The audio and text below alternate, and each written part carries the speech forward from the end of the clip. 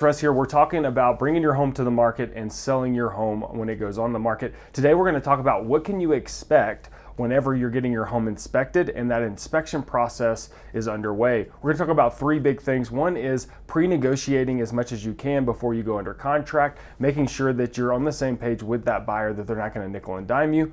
Secondly, we're going to talk about what can you expect the day of inspection whenever people are coming to check out the property. And then lastly, how do you negotiate on the backside of this inspection whenever the buyer starts bringing items to you to fix or replace or contribute money so that they can fix it when they get in.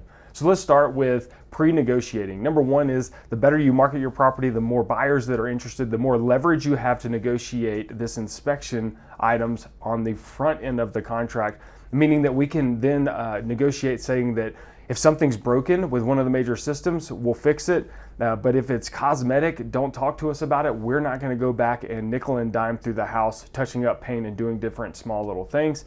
And then lastly, if something is worn, meaning it's not a brand new system, if the furnace is 5 years old, do not ask us to contribute a third of the cost of a furnace or anything like that. Again, by having leverage on the front end and pre-negotiating these things, you save yourself from a lot of the headache and heartache that could potentially come on the day of inspection. What can you expect on that day? Well, typically an inspection takes somewhere around 3 hours. You can definitely stay in the home. However, it's probably best to just get out of the home, let them have access to it, let them fully check out the home. After they inspect the home, they'll be looking at an inspection report where this inspector might say that there's some items that need to be fixed or that they're not in great shape or they're broken. Whatever it is, that buyer will then look over that list and see if there's any items that they're not okay with, that they want to come back and ask us to either fix, give them money to fix, or to do any of those items. And that's where we get to that inspection objection part of the process. And that's where we're really going to have to negotiate and understand what are they saying is wrong.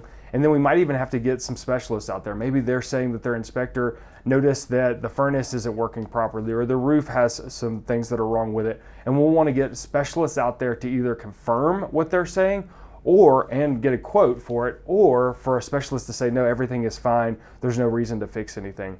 That's what we were doing in that inspection part of the process, is making sure that we not only get you under contract, but we get through this and get to the other side of it all the way to closing, which about 90% of the time whenever a home falls out of contract and has to go back on the market, it's due to the inspection process. Again, doing a pre-inspection, being ready for this before you go on the market, this period of time, is the best way to actually go about this whole part of the system. So that's what to expect whenever you're getting an inspection. Hope it's helpful. I'll catch you guys on the next one. Thanks.